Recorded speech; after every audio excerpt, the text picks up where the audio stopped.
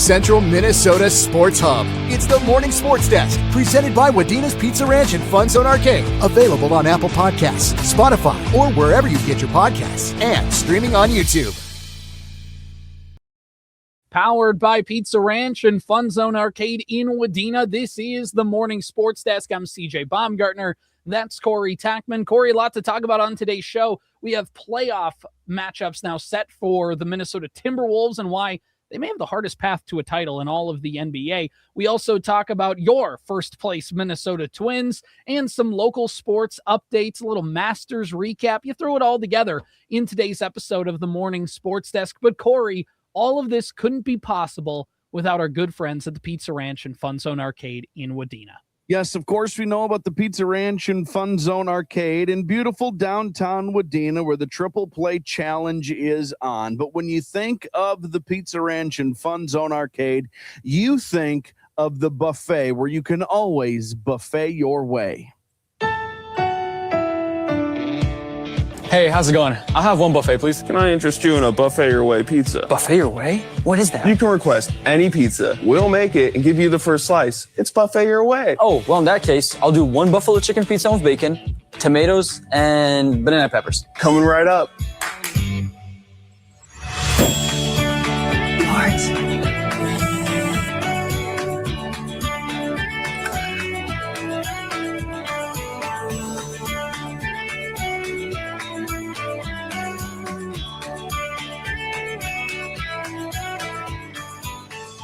Feel like royalty when you buffet your way at the Pizza Ranch and FunZone Arcade in downtown Wadena. Corey, was speech sections this week. It was hosted in Perham on Saturday. Had a great day, a lot of great speakers, a lot of great things. And, of course, sending kids to the state speech meet in a couple weeks. That's always fun. And it's fun to celebrate that. And for the kids who didn't make it, the kids whose season came to an end, so maybe want to drown your sorrows a little bit. And every year, our tradition is we go to the Pizza Ranch and FunZone Arcade in Wadena on our way home as a big, hey, congrats on making it to state, or a, sorry your season's over, kid. Let's go to the Pizza Ranch and FunZone Arcade, because you can't feel down when you're stuffing your face full of great pizza and playing some great games. So overall, Pizza Ranch, FunZone Arcade, downtown Wadena. Okay, Corey, let's do a little bit of a local sports roundup here today and just kind of catch up on things that are happening in the area, because we've had a little bit of updates, a little bit of things that have happened in our area. And, of course, one of them is for Staples-Motley boys basketball, a little signee here to go play some college basketball not too far away with Avondre Brandt. Yeah, Avondre Brandt signed his letter of intent. He's going to continue on. He'll play basketball just down the road in Brainerd at CLC. Congratulations to Avondre. He's he's just a nice basketball player, and he's got kind of all the pieces. If you were to build a basketball player, you'd build him 6'4", 6'5", athletic, long, lanky, can range it, can put it on the floor, can get to the hoop, can throw it down, even with just the idea of being able to throw it down. That's, I think, a really, really great spot for Avondre to be. And he's going to get a chance to really prove himself. And I tell you what, Avondre is the kind of athlete, the kind of ball player that if he can put some work in here, there's basketball beyond 2 years at CLC, I think. So good luck to Avondre. An awesome spot for him. Yeah, exactly. And like you said, just down the road. So that's Staples-Motley community. Hey, you're going to Brainerd anyways a lot. May as well spend a night to go there and go watch a former Cardinal go at it now as a Raider of CLC. So that's a cool moment for him. Corey, some other announcements, some other things happening across our central Minnesota region. When it comes to college commitments, let's go to the girls basketball side of things. This is over in New York Mills, where there is a post from the school's Facebook page from New York Mills Eagle to MSUM Dragon. Annika Dunrud signed her letter of intent to play college basketball for Minnesota State University Moorhead. Says New York Mills, after an amazing high school career, scoring over 1,000 points. Annika is ready for the collegiate level. Congrats to her and her proud parents, Brian and Cassie Dunrud, on this exciting achievement. And there's a great picture up on their Facebook page. And then you can also see it on the Sports Cow page that we shared of her making that commitment and signing with her parents right there, which is a really cool moment. She's been a very nice player for that program for a lot of years and multiple sports too, being really excellent. And go play college basketball in general is a great thing, but to play at the D2 level in the NSIC, which is a very competitive women's basketball conference at the Division II level, that's a pretty nice feather in your cap. I actually would have a lot of the same to say about Annika that I said about Avondre. Good athlete, long, lanky. She can range. She's open across half court, but she can put it on the ground and get to the rack and distribute a little bit as well. Annika's an excellent basketball player. If you didn't get the chance to see her play, you really, really missed out. So congratulations to Annika on that achievement. And I will say this. I don't think a school in the NSIC has a better logo than Moorhead. Unfortunately, it is good. You do gotta hand it to them there. Full, isn't it? It is very good. It's very simplistic. It's very unique, and it just plays the black and red play. It's very simple. It's a dragon. It does all that. And again, it's not like a no offense to Crookston, but you just have the Philadelphia Eagles logo. Cool. Yeah, and you're just tacked on to the U of M logo for like cool. Oh, Winona, you're gonna throw a stereotypical Warrior Spartan head logo, or just the W. Cool, way to go. Oh, Bemidji, you're a cartoon beaver. Nice, way to go. Yeah, really great. They're the Dragons. Unfortunately, it's great. It's a great logo. Better than a purple cow, I say. Moo.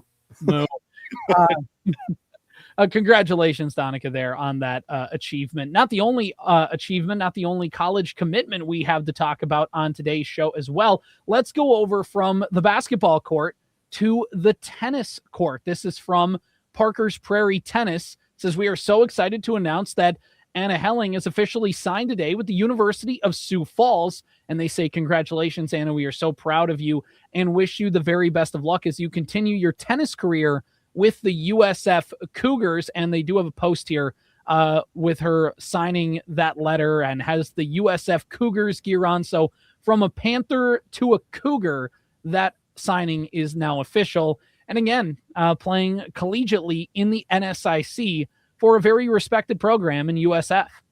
Once again, this is, we want to be transparent about this. We do not follow tennis as much as we follow some of the other sports, but this is certainly true. This is certainly the case here. At least for me, I married into a tennis family. So at our house, we just follow the area tennis, maybe a little more closely than the regular person, but also like when we think back to our fall sports previews and we got girls tennis updates from Parkers Prairie, and Anna's name was a name that had come up quite a bit. The Helling family in general in Parkers Prairie is a name that we've seen a lot over the last number of years. Congratulations, Anna, on a pretty great high school career and the chance to continue on at the next level at any level is pretty spectacular. To get to go to a cool town like Sioux Falls is even better than just being able to go play. You get to go do it in a cool town on top of it. Congratulations, Anna. It's a big deal. And, weirdly too, I'm not saying that I follow college tennis to the exact level, but, through the Beaver Banter podcast, which you can find wherever you get your podcasts, there is some following of Bemidji State girls tennis, which is in the middle of a nice season and trying to hang on to a berth in the NSIC tournament for Bemidji State. And there's a Rutten from Staples-Motley that's contributing for that team. So so when I shout out her name on the podcast, they get to go, hey, from Staples. That's a very good program she came from. So yeah, it's Lauren. That's we've heard Eli's name a lot. Lauren's is his older sister. She was the number one singles player at Staples-Motley and went to some state tournaments, and she's doing it. Also, you say hi to Ma every time you swing through the drive-through at DQ in town. Mm-hmm, exactly. It all works out.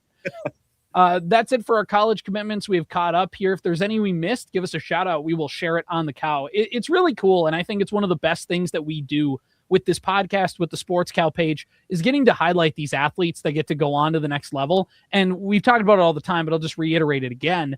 The schools now are so cool with the way that they have the backdrops and the way that they get to post these on social media and let everybody else hear that achievement. Because again, it's some people think like it should only be reserved for the big college announcements. What are you doing if somebody's announcing to go run for Valley City? What's the point in announcing that? Cool.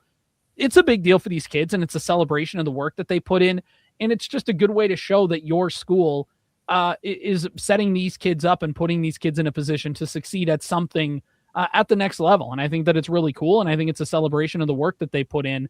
I don't think it's a controversial position, but I'm just really glad that everybody is kind of getting along with that. And everybody's highlighting and spotlighting the work that these kids and the programs and the athletes and the parents and everybody has put in to help get them there.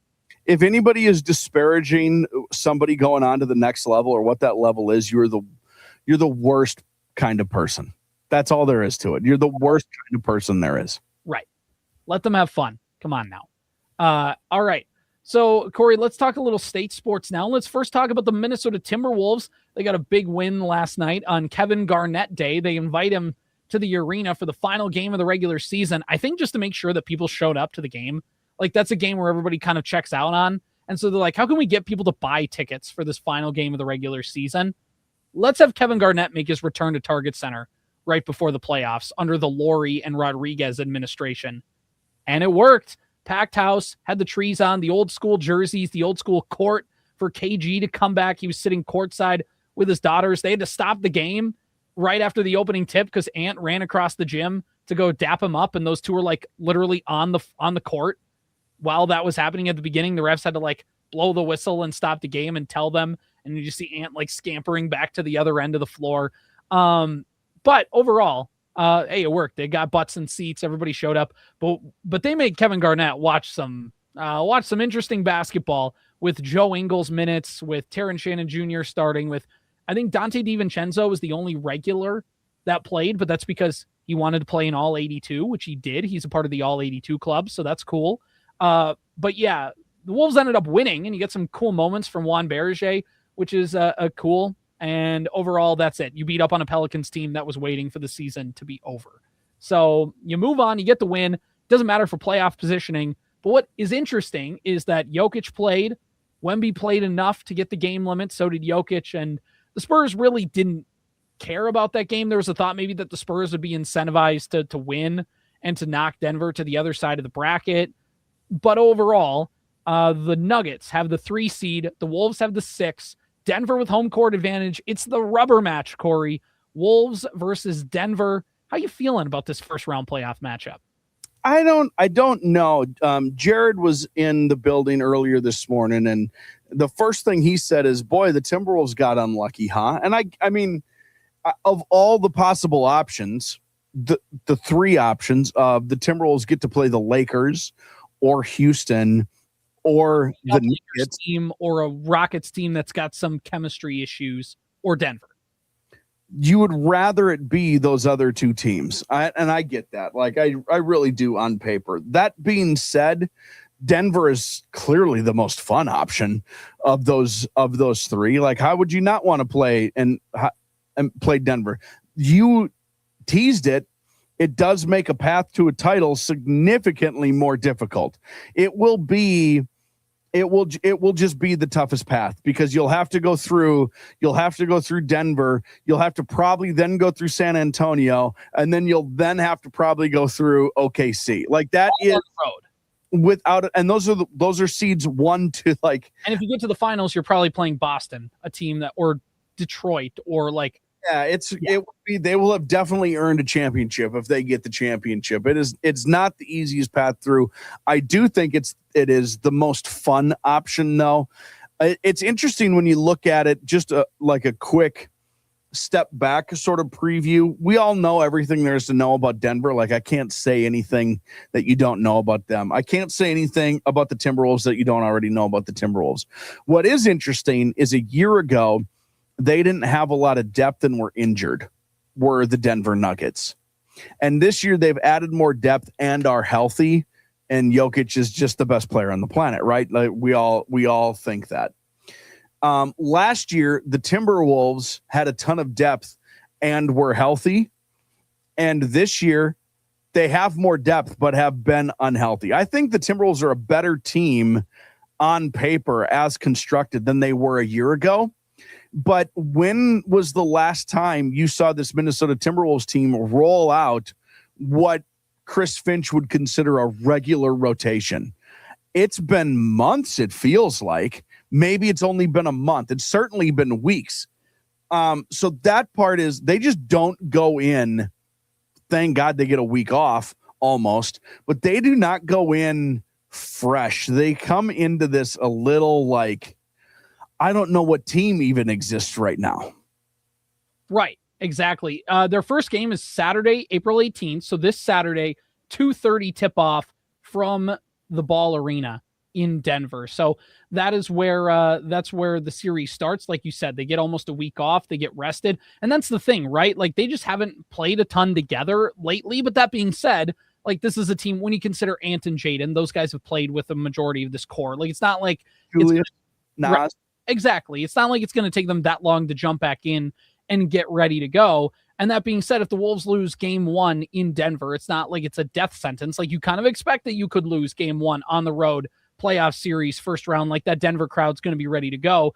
Even if you're fully prepared, you could still lose that game. And it's not like it's going to deter you from winning the entire series. But I think overall, it's just fascinating, right? Because the Wolves, they're talented. When you consider Ant, Nas, Julius, Dante, Jaden, whatever, they have the talent to make a deep run. And of course, we've talked about this before. There's that formula that's been used to determine, like, I think 19 of the last 20 NBA champions. And it goes off of like, you know, offensive efficiency, defensive efficiency, having a player that's top 10 in the league in scoring and certain factors.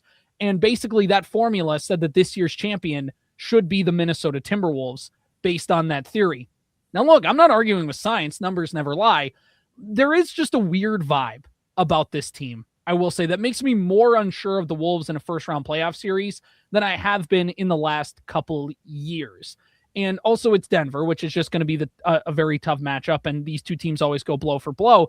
But when it comes to Julius, this whole second half of the season, Julius Randle has just been weird, right? Like they've also had issues at point guard, you know, like they've had to go through Conley's reduced minutes, and then obviously Bones has been a great story, but then, you know, Dante has been he's been highs and lows, and, you know, Terrence Shannon Jr. coming along could help, but again, how much do you rely on that? And there's a lot of factors in the mix here. And then, of course, injuries to Jaden, injuries to Ant, and how serious are those? So I just think that I'm not saying the Wolves can't put it together.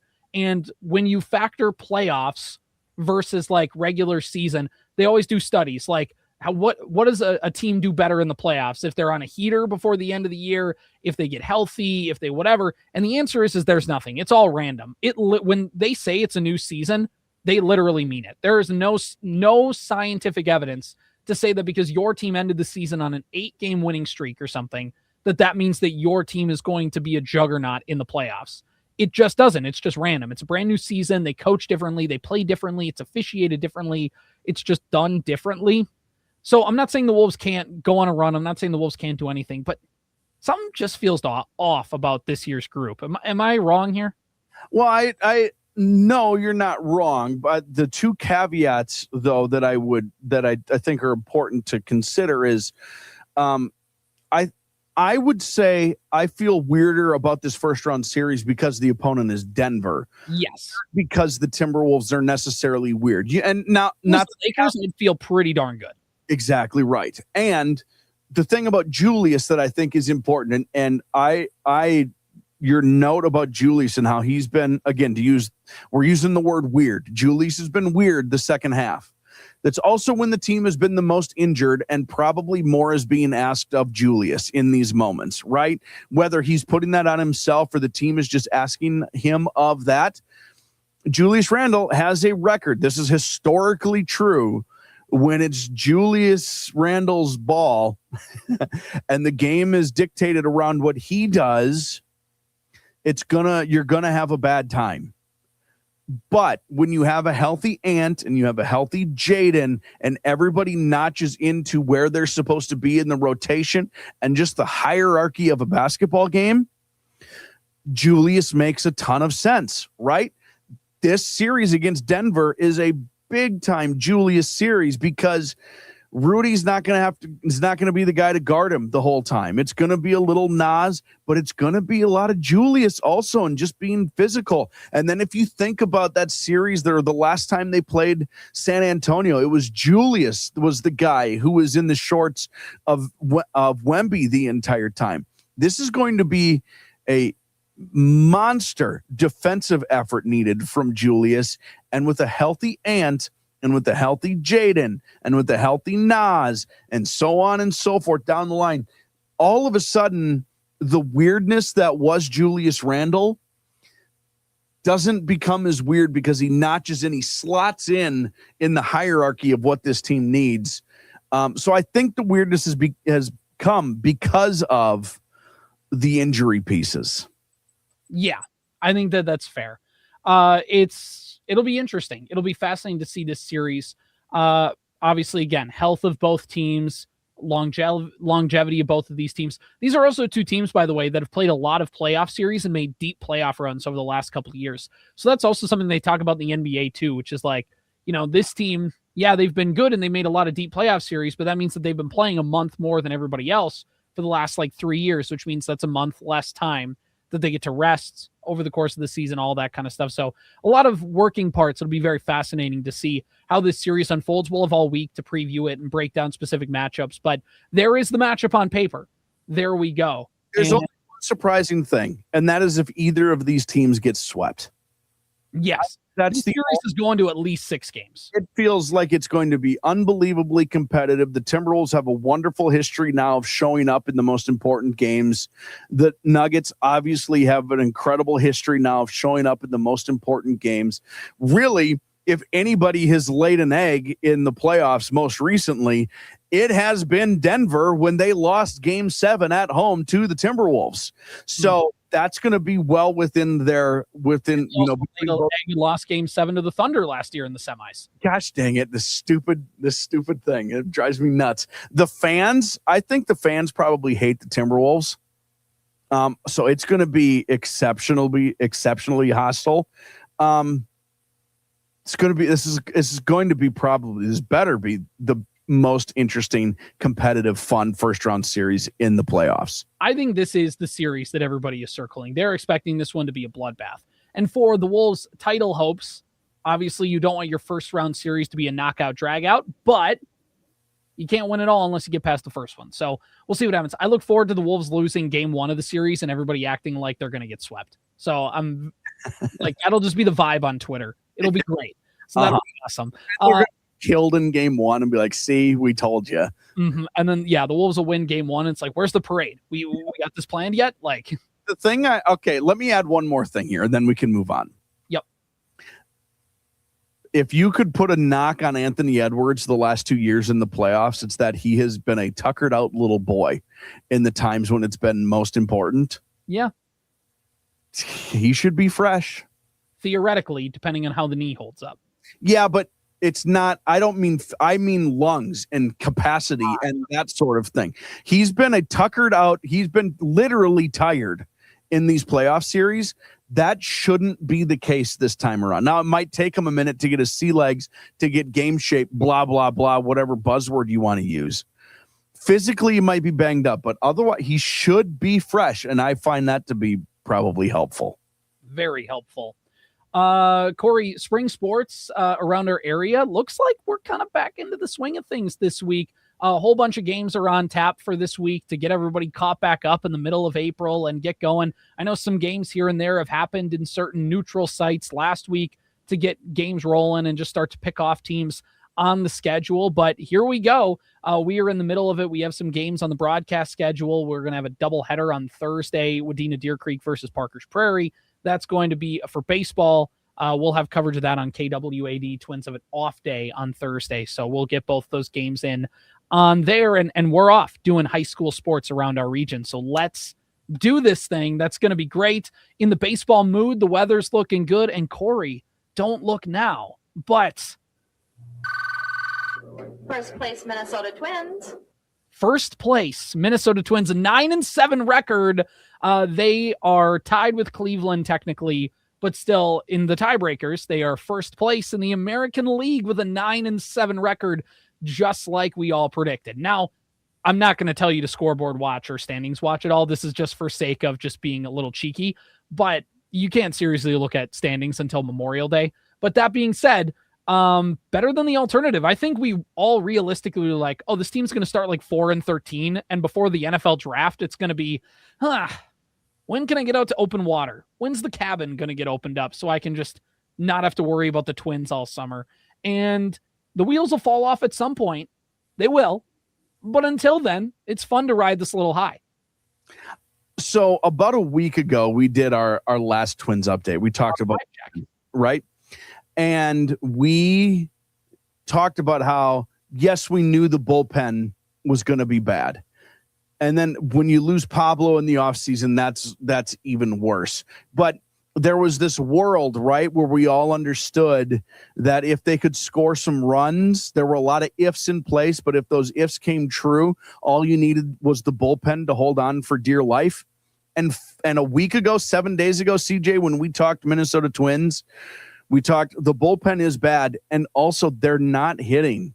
They cannot score any runs. Remember, they had scored one run in like 4 of the 6 games that they played. It was really, really bad. Yeah, we said it was going to be worse than the bullpen if they couldn't hit with runners in scoring position. Well, guess what? They're scoring runs. Like, I mean, this. I don't want to like denigrate what they're doing. But if you're going to score 8 runs a game, you're going to win a lot of games. And right now they're scoring a ton of runs and they're winning games. And the bullpen is holding on for dear life. Like, we all knew the formula for this Twins team was going to have to be, you got to score 6 runs and then pray to Jesus that the bullpen can't and doesn't give up 4 runs in the 7th, 8th, and 9th innings. Right. That's what's happening. And the bullpen hasn't been good. Like it's still a shaky unit. There's been a lot of fly balls that you've kind of gotten lucky that you've played at Target Field where the weather's cold. And what happens when it gets warm and those fly balls start to drift another 50 feet? Like, they're problematic. But again, let's ride this train until the wheels fall off. If you look at the team's identity, we talked about this. Obviously, scoring runs was important. But what was the thing that this team was going to lean on? And that was the starting rotation. And through the first couple weeks, you had some good starts, but you also had some bad ones. And you're like, I don't know. How's the starting rotation going to look?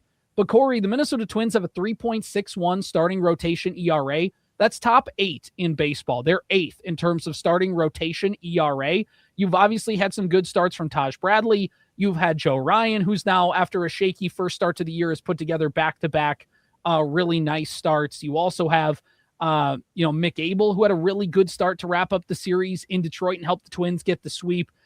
Overall, I just think when you look at this team, when you have a starting rotation that night in and night out can just put you in a position to win games, and the offense can just score even a little bit, the bullpen will blow you some games. They will. That's just going to be a fact. Every team, even the best teams, that happens. Yes.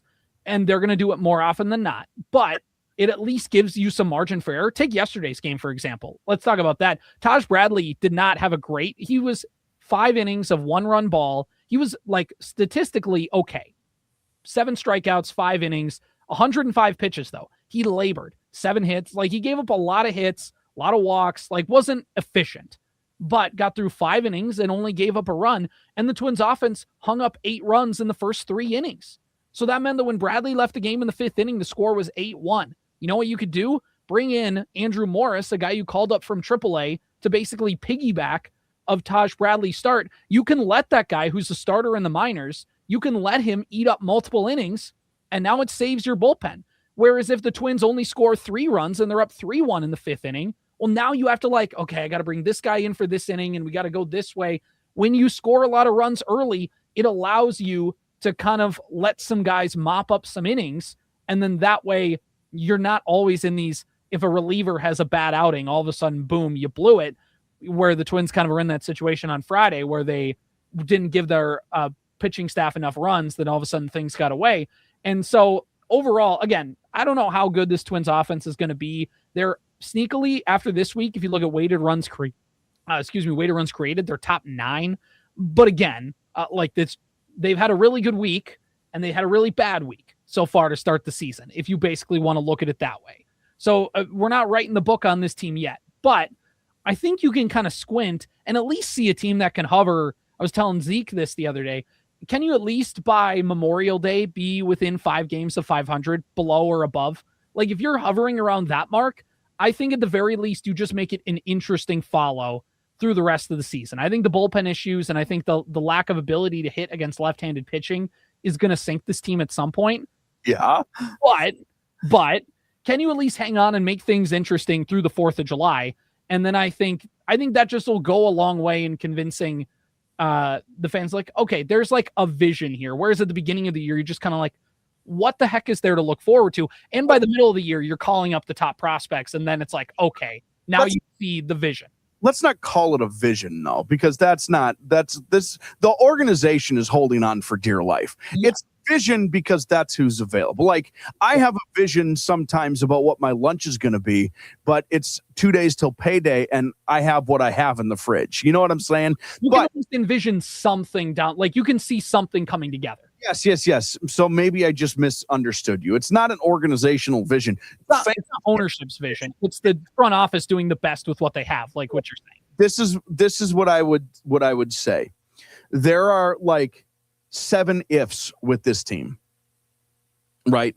They can be whatever you want them to be. We have an idea. We talk about them all the time.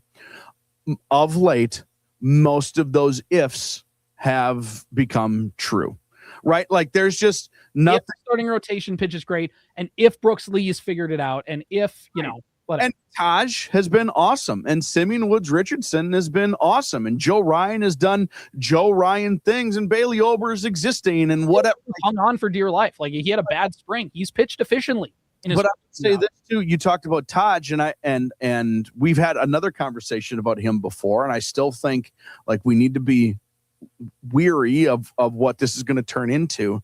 But you talked about how he labored. It wasn't an efficient blah, blah, blah. That's true. How many teams are in Major League Baseball, CJ? 30. All 30 teams in Major League Baseball would take 5 innings of 1-run ball on 107 pitches. Yep. That is, listen, if you want to be an old hat and scoff at that, you're allowed to do that. You're wrong. 30 teams in Major League Baseball out of their 4-starter would take 5 innings of 1-run ball. That's literally what he's out there for. Pitch 5 innings, survive for 5 innings. For the love of God, can you pitch for 5 innings? Just describe the Simeon Woods Richardson model. That's his role on that team. So we can piecemeal this bullpen together. Please, to the ghost of Babe Ruth, can we get 5 innings from our starter? And you want it to be 1-run ball on top of that? I can point to 30 teams in Major League Baseball who would take that from every starter, let alone their 4th starter. Yeah. So a lot of things have gone well for this team. And honestly, if you look at the way the schedule breaks, the Twins get an opportunity against Boston, a team that is 6-9 to start the season. They just got a series win against St. Louis, but the Cardinals are starting a rebuild. So like they're not necessarily a good indicator of how good a team is. Boston is a team that expected to be feisty this year coming off of a playoff appearance, and they haven't been. They've had kind of a slow start to their year, and so this is a good time to catch Boston on the road, or Boston's on the road. You're back home at Target Field. You're starting a quick 6-game homestand. The Reds, they're a nice team. They have a good pitching staff. They're coming off of their own playoff appearance. So, like, they're going to be an issue.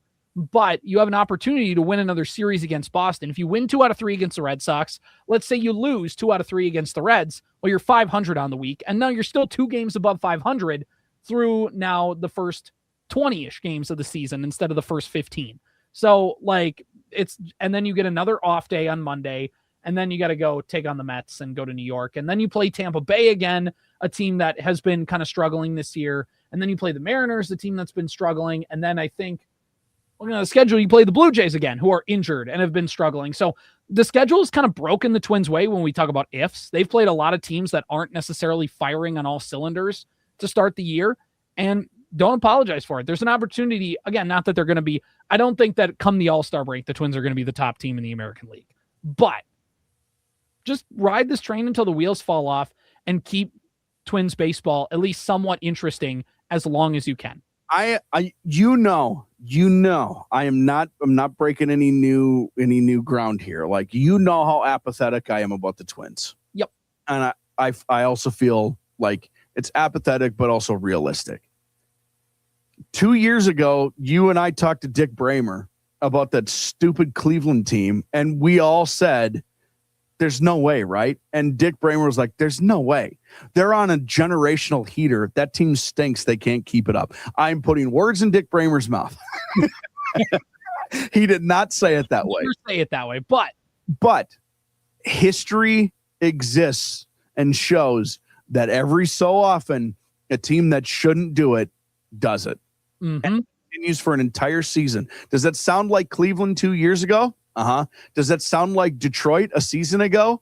Yeah, kind of, doesn't it? Does it sound like Cleveland now? Yep. And it's important to note that the American League Central Division stinks. So if the Twins somehow win 83 games, it's not like they gotta be barn burners. Right. This the AL division. Central all colluded and decided that if we all just don't invest in our teams, one of us still has a good chance to win. That's correct. And they just kind of operate on that assumption. So why not us? Why not now?